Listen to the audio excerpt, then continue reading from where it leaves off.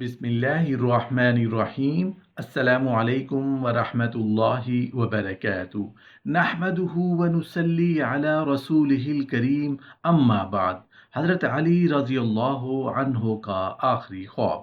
طبرانی اور اوسط کبیر نے روایت کیا ہے کہ حضرت سلمہ رضی اللہ عنہا کا بیان ہے کہ رسول اللہ صلی اللہ علیہ وآلہ وسلم نے فرمایا، علی رضی اللہ عنہ قرآن کے ساتھ ہیں اور قرآن علی رضی اللہ عنہ کے ساتھ ہیں، اور یہ دونوں اکٹھے رہیں گے تاں کہ مجھ سے حوض کوثر پر ملیں گے۔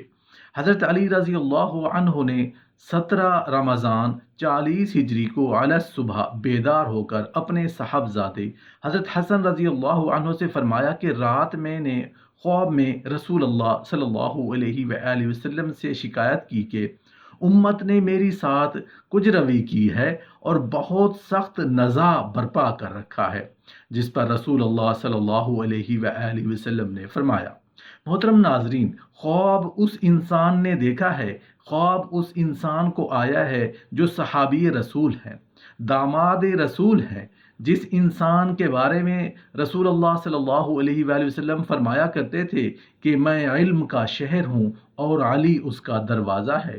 حضرت علی رضی اللہ عنہ نے خواب میں رسول اللہ صلی اللہ علیہ وآلہ وسلم سے امت کے بارے میں شکایت کی، تو رسول اللہ صلی اللہ علیہ وآلہ وسلم نے شکایت سن کر کیا جواب دیا؟ رسول اللہ صلی اللہ علیہ وآلہ وسلم نے حضرت علی رضی اللہ عنہ کو کیا نصیحت فرمائی؟ جاننے کے لیے ویڈیو کو آخر تک ضرور دیکھیے گا۔ حضرت علی بن ابی طالب، جن کا نام عبد مناف تھا، بن عبد المطلب، جن کا شیبہ تھا۔ حضرت علی رضی اللہ عنہ کی والدہ کا نام فاطمہ بنت اسد بن ہاشم ہے۔ وہ پہلی ہاشمی خاتون ہیں جن کے بطن سے یہ ایک عظیم الشان ہاشمی رونق افروز ہوئے۔ یہ سب سے پہلے اسلام لائیں اور ہجرت کی۔ حضرت علی ان 10 شخصیتوں میں سے ہیں جن کی زندگی میں اللہ نے جنت کی خوشخبری دی ہے۔ آپ وہ پہلے مہاجر ہیں جن کی انصاریوں سے برادری قائم فرمائی۔ جنتی خواتین کی سردار حضرت فاطمہ رضی اللہ عنہا سے رسول اللہ صلی اللہ علیہ وآلہ وسلم نے آپ کی شادی کی۔ آپ یکتا عالم ربانی، مشہور، بہادر، پکے زاہد اور اعلیٰ خطیب تھے۔ آپ ان لوگوں میں سے ہیں جنہوں نے قرآن مجید جمع کر کے بارگاہ رسالت میں پیش کیا، اور جمع کرنے والوں میں آپ کے ساتھ ابو اسود، ابو عبد الرحمن سلمی اور عبد الرحمن ابن ابی لیلہ بھی تھے۔ آپ رضی اللہ عنہ ہاشمی خاندان کے پہلے خلیفہ اور ابو سبتین ہیں۔ ابو یعلا نے حضرت علی رضی اللہ عنہ کی زبانی لکھا ہے کہ رسول اللہ صلی اللہ علیہ وآلہ وسلم کو پیر کے دن تاج نبوت پہنایا گیا، اور دوسرے دن منگل کو میں اسلام لایا اور میری عمر 10 سال کی تھی۔ بعض لوگ اسلام آوری کے وقت آپ کی عمر 8-9 سال اور اس سے بھی کم بتاتے ہیں۔ ابن سعد نے حسن بن زید بن حسن کی زبانی لکھا ہے کہ حضرت علی رضی اللہ عنہ نے بچپن میں بھی بت پرستی نہیں کی۔ رسول اللہ صلی اللہ علیہ وآلہ وسلم نے مکہ سے مدینہ ہجرت کرتے وقت آپ کو حکم دیا کہ ہمارے جانے کے بعد تم مکہ میں تھوڑے عرصہ قیام کر کے لوگوں کو امانتیں اور وصایا وغیرہ جو ہمارے پاس محفوظ ہیں وہ ان کو پہنچا دینا، اس کے بعد ہمارے پاس چلے آنا۔ چنانچہ احکام رسالت مآب کی آپ نے حرف بحرف تعمیل کی۔ آپ تمام لڑائیوں میں رسول اللہ صلی اللہ علیہ وآلہ وسلم کے ساتھ رہے، البتہ جنگ تبوک میں اس لیے شریک نہ ہو سکے کہ اس زمانہ میں رسول اللہ صلی اللہ علیہ وآلہ وسلم نے مدینہ میں پہلے خلیفہ کی حیثیت سے روک لیا۔ غرض یہ کہ تمام جنگوں میں آپ کے بہادرانہ کارنامے مشہور ہیں۔ نیز اکثر جگہوں میں رسول اللہ صلی اللہ علیہ وآلہ وسلم نے آپ رضی اللہ عنہ کو اسلامی پرچم دے کر علمبردار بنایا۔ سعید بن مسیب کا بیان ہے کہ جنگ احد میں آپ کو 16 زخم آئے تھے۔ شیخان نے لکھا ہے کہ رسول اللہ صلی اللہ علیہ وآلہ وسلم نے جنگ خیبر میں آپ کو پرچم اسلامی عنایت کرتے ہوئے فرمایا، انشاءاللہ خیبر ان کے ہاتھ پر فتح ہوگا۔ آپ کو بہادرانہ جنگی کارنامے مشہور ہیں۔ آپ لحیم و شحیم تھے، پیشانی چوڑی، تمام جسم اور سر پر بال، میانہ قد، پیٹ بڑا، لمبی داڑھی، شانے چوڑے، اوپر گوشت، رنگ سفیدی مائل گندم، گوں اور کولہے بھاری تھے۔ ابن عساکر نے حضرت جابر بن عبداللہ رضی اللہ عنہ کی زبانی لکھا ہے کہ جنگ خیبر میں حضرت علی رضی اللہ عنہ نے اپنی پشت پر دروازہ خیبر اٹھا لیا تھا، جس پر سے ہو کر مسلمان قلعہ میں داخل ہوئے، اور قلعہ خیبر فتح ہوا، اور مسلمانوں کے قلعہ میں داخل ہونے کے بعد آپ رضی اللہ عنہ نے وہ دروازہ ہٹا دیا جسے اس کے مقام سے 40 آدمیوں نے کھینچ کر اٹھایا۔ جنگ خیبر میں حضرت علی رضی اللہ عنہ نے قلعہ کے پھاٹک کو اٹھا کر ڈھال بنا دیا تھا، اور اس سے ڈھال کا کام لیتے ہوئے شمشیر زنی کرتے رہے۔ فتح کے بعد آپ نے وہ پھاٹک اپنے ہاتھ سے پھینک دیا، اور ہم 8 آدمیوں نے مل کر اسے دوسری جگہ رکھنا چاہا، لیکن اسے پلٹ بھی نہ سکے۔ امام بخاری نے اپنی ادب المفرد میں سہل بن سعد کی زبانی لکھا ہے، حضرت علی رضی اللہ عنہ کو اپنا لقب ابو تراب بڑا پسند تھا، اور اسی لقب سے آپ مسرور ہوتے تھے۔ ابو تراب اس کی کنیت کی وجہ تسمیہ یہ ہے کہ حضرت فاطمہ رضی اللہ عنہا کے غصہ کی وجہ سے ایک دن حضرت علی رضی اللہ عنہ مسجد کی دیوار کے پاس آ کر چت لیٹ گئے۔ رسول اللہ صلی اللہ علیہ وآلہ وسلم نے مسجد میں تشریف لا کر آپ رضی اللہ عنہ کی پیٹھ پر مٹی لگی ہوئی دیکھ کر اسے صاف کیا اور فرمایا، اے ابو تراب اٹھ بیٹھو۔ اس روز سے ابو تراب آپ کا لقب مشہور ہو گیا۔ شیخان نے حضرت سعد بن ابی وقاص رضی اللہ عنہ کی زبانی لکھا ہے کہ رسول اللہ صلی اللہ علیہ وآلہ وسلم نے حضرت علی رضی اللہ عنہ کو جنگ تبوک میں جانے سے روک دیا، تو آپ نے فرمایا، رسول اللہ صلی اللہ علیہ وآلہ وسلم مجھے بچوں اور خواتین میں آپ خلیفہ بنا کر تشریف لے جا رہے ہیں۔ اس پر فرمان رسالت مآب صادر ہوا، اے علی رضی اللہ عنہ، میں تم کو اس طرح چھوڑ کر جنگ تبوک میں جا رہا ہوں جیسے حضرت موسیٰ علیہ السلام اپنے بھائی ہارون کو چھوڑ گئے تھے، اور فرق صرف اتنا ہے کہ میرے بعد کوئی نبی نہیں ہوگا۔ شیخان حضرت سہل بن سعد رضی اللہ عنہ کی زبانی یہ بھی لکھا ہے کہ جنگ خیبر کے زمانہ میں ایک دن رسول اللہ صلی اللہ علیہ وآلہ وسلم نے فرمایا، کل صبح پرچم اسلامی اس شخص کے حوالے کروں گا جس کے ہاتھ سے انشاءاللہ خیبر فتح ہو جائے گا، اور وہ اللہ اور رسول کو دوست رکھتا ہے، اور اللہ اور رسول اس سے راضی ہیں۔ رات کو لوگ غور و خوض کرتے رہے، دیکھیے کل صبح کسے پرچم اسلامی عنایت فرمایا جاتا ہے۔ چنانچہ دوسرے دن صبح کو تمام پروانے شمع رسالت کے اطراف جمع ہو گئے، اور ہر ایک کو امید تھی کہ پرچم اسلامی مجھے عنایت ہوگا۔ اتنے میں رسول اللہ صلی اللہ علیہ وآلہ وسلم نے فرمایا، علی کہاں ہے؟ لوگوں نے کہا، ان کی آنکھیں دکھ رہی ہیں۔ ارشاد ہوا، بلا لاؤ۔ ان کی آمد پر رسول اللہ صلی اللہ علیہ وآلہ وسلم نے اپنا لعاب دہن ان کی آنکھوں میں لگایا اور ان کی صحت کی دعا کی۔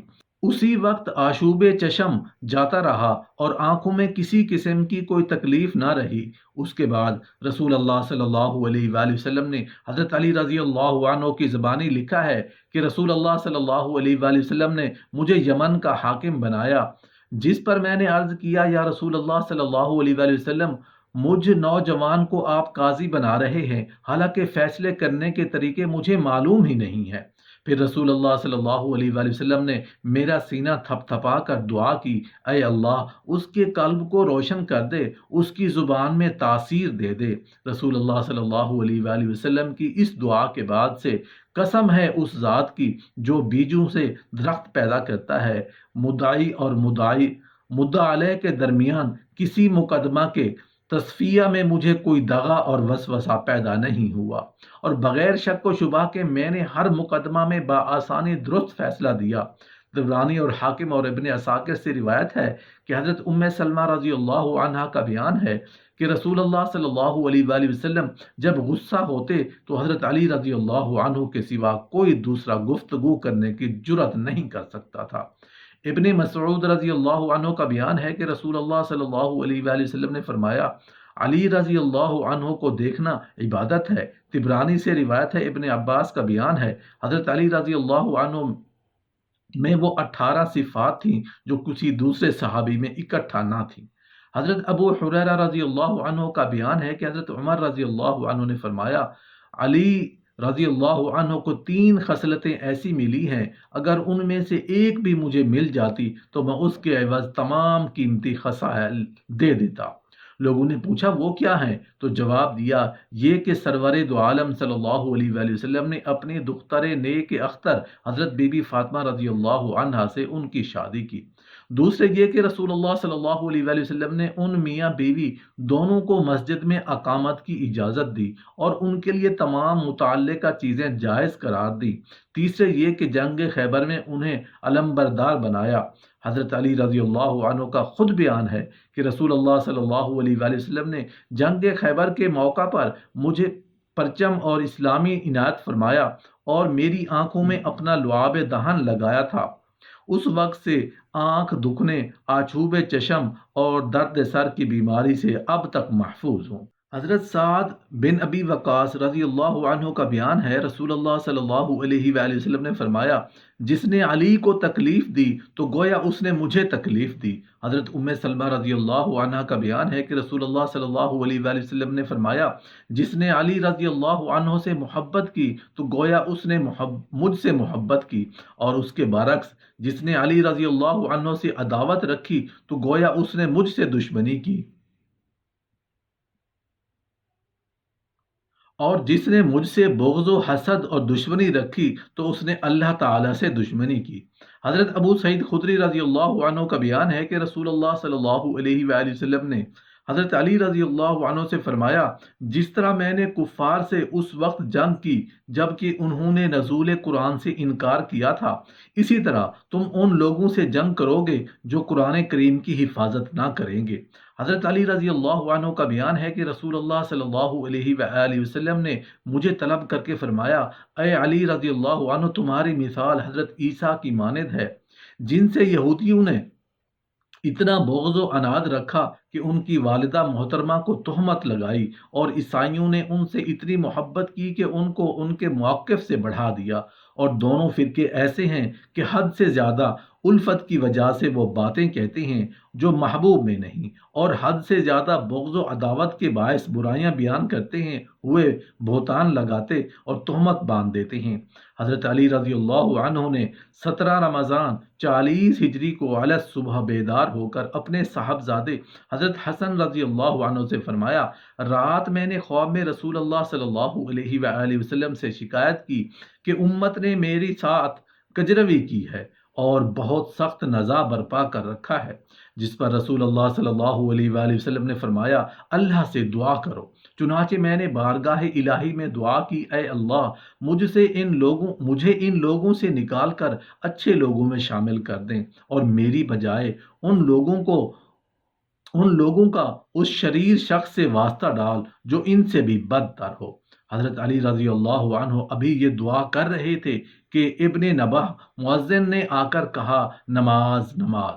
چنانچہ حضرت علی رضی اللہ عنہ اپنے در دولت سے لوگوں کو نماز پڑھنے کے لیے بلانے کی خاطر روانہ ہوئے۔ راستہ میں ابن ملجم نے آپ پر شمشیر کا ایسا وار کیا جس سے آپ کی پیشانی کن پٹی تک کٹ گئی اور تلوار بھیجا پر جا کر ٹھہری۔ اس عرصہ میں تمام لوگ دوڑ پڑے اور قاتل کو گرفتار اور مقید کر لیا۔ اس کاری زخم کے باوجود حضرت علی رضی اللہ عنہ جمعہ اور ہفتہ کے دن بقید حیات رہے، لیکن اتوار کی رات آپ کی روح بارگاہ اقدس میں روانہ ہو گئی۔ حسنین اور عبداللہ بن جعفر نے آپ کو غسل دیا۔ امام حسن رضی اللہ عنہ نے نماز پڑھائی اور راتوں رات دارالامارات کوفہ میں دفن کیے گئے۔ اس کے بعد ابن ملجم کو ایک ٹوکرا میں رکھ کر نذر آتش کر دیا اور وہ جل کر خاکستار ہو گیا۔